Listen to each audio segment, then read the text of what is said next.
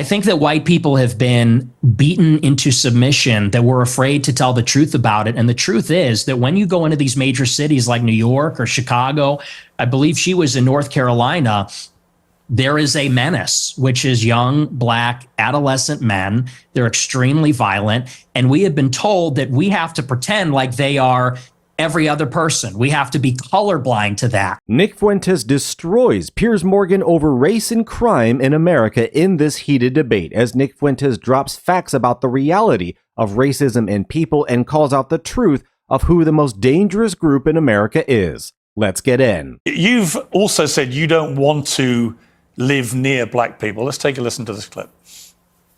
I'm a new generation of white person. I'm not living around blacks. Sorry. You know, I want white kids, and I don't want my white kids bringing home black people to marry. It's racial for me. And call me racist. Oh, very Christian of you. I don't give a fuck. I mean, it couldn't be clearer, really, unless you want to say that's another of your jokes. But you're basically saying, yeah, I'm a racist, aren't you? Yeah, I'm fine with that. You're fine with saying you're a racist? Totally. I think everybody's racist. I think everybody, if we're being honest, is racist. I think everybody, the only people that aren't racist or pretend not to be are white people to their detriment. Everybody else is racist. But earlier in the interview, you really got aggrieved at the idea that your father was a racist. You wanted to make emphatically sure. Yeah, because he's not. Because my father doesn't share my same views on that. So he's the exception to the everyone's a racist.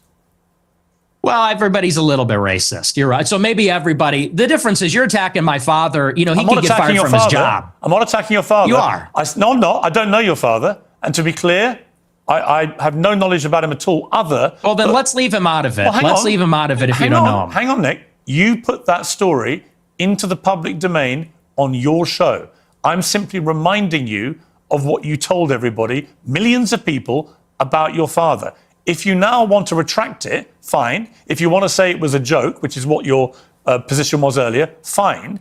But I'm allowed to put to you things you've said publicly. That's not unfair. That's not me targeting your father. You put that story about him out there. You know what you're doing. You know what you're doing. I'm asking you about a pretty shocking anecdote, which to me looked like you were saying your father made decisions about where you as a family would eat based on skin color of people who worked at these places. If you say, or use them, if you say that is not what you meant, that's fine. You can respond any way you like. But the idea I can't ask you about it without you saying I'm attacking your father is ridiculous.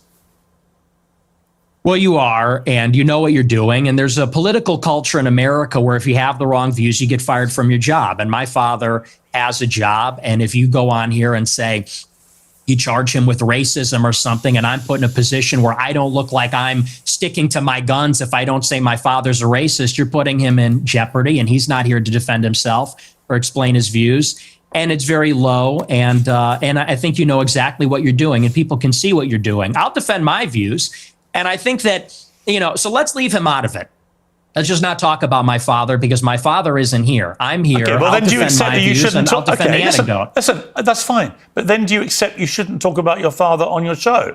And you shouldn't tell... Absolutely not. Absolutely not. So it's fine for you to put a story out there which would make most people who listened to that story or watched it at the time on your show conclude that he was racist.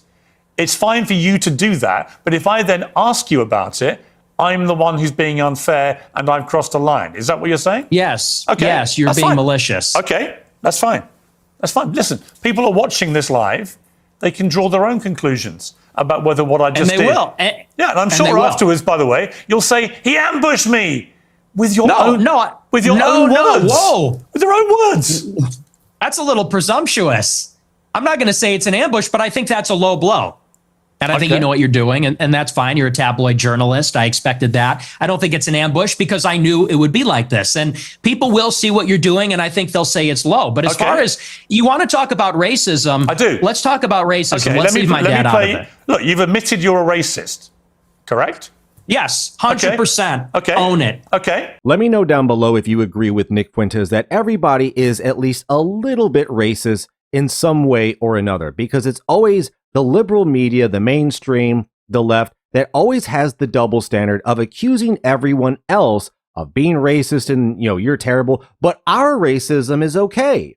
When we want to have, affirmative action, when we want to allow, people to start denigrating white people, when we want to be, pro-black business and pro-black this and pro-black families, when we want to have DEI and put racial quotas in schools where we have to have so many black people or Hispanic people, or in business, we have to have so many of all these people and black liberal women and all this.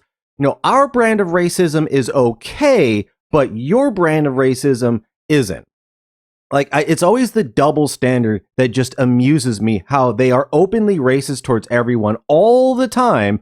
But if someone else looks at it at a slightly different way, and Nick Fuentes has always maintained that everybody should be treated the same under the law and there shouldn't be a disparity, but he simply has an opinion that, yeah, there are differences. But when the left or the mainstream wants to act on it, then it's perfectly okay. I mean, Jasmine Crockett, all of these black queens, we have seen the derogatory marks made towards white people for years and years, but there's always the double standard. You can get away with it, but we can't. But hit that like button and notification bell if you're enjoying the video, and let's get back in. That's fine.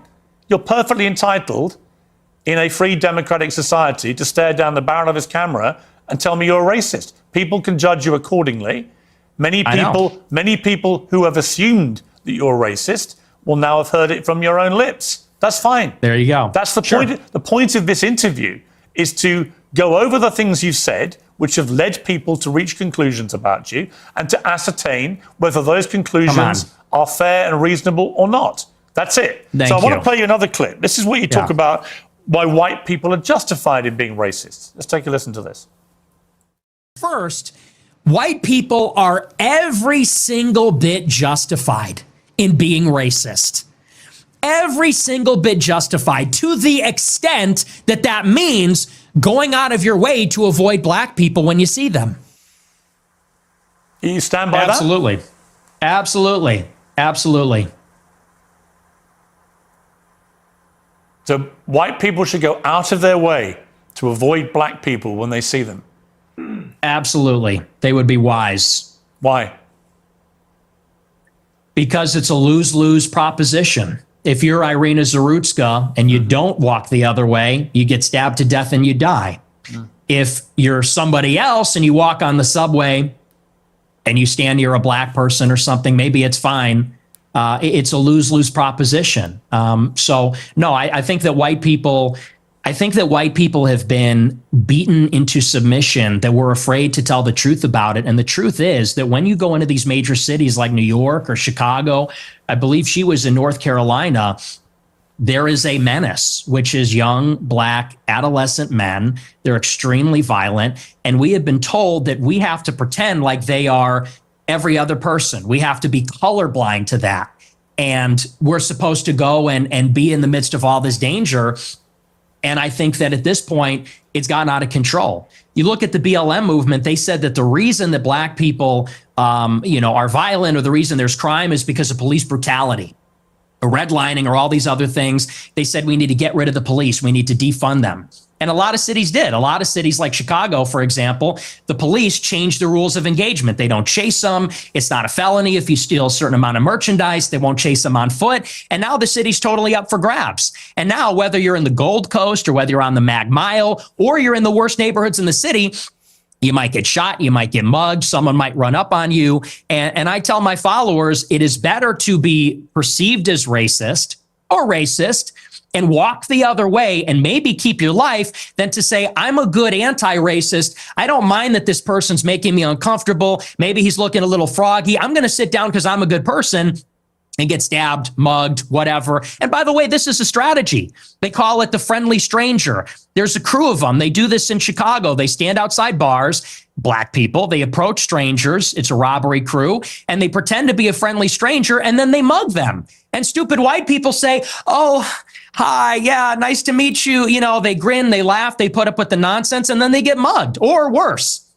Sometimes they get executed. And so as a white person... Nick Fuentes is exactly right. White Americans have been told for years and years, you can't say certain things, can't act in certain ways, because it might be perceived racist or look this way, even when it's completely obvious. But at the same time, you have all sorts of Black Americans who want, Black only areas and Black only areas at, campuses and liberal areas because they don't feel safe. They feel threatened. They feel intimidated, right? But when you actually are having real violence happening to you, and you say, oh, well, I want to take certain measures to protect myself from that violence just because of how it looks. Oh, well, you're not allowed to do that. You're not allowed to say that. Oh, that's racist. Even though now I'm putting my life at risk just to appease your sense of equality. Like, this is the danger of wokeness. This is the danger of this anti-racist nonsense the left has been pushing, is they don't want you to look at what's happening right in front of your eyes. I live outside of a blue city. Like, I know the dangers. I know the bad areas. Like, I work in a downtown area. I know, like, we see it literally on the streets walking a block over to work. So yeah, like, he's absolutely making a solid point. And believe me, like, we just try to get in and get out. We do not linger because we understand, yeah, it's a bit dangerous. And I care more about staying alive than appeasing someone else's insane ideology. But thanks for watching. Let me know in the comments what you thought about what Nick Fuentes had to say destroying Piers Morgan in this heated clip. Thanks again, like and subscribe, and I will see you on the next one.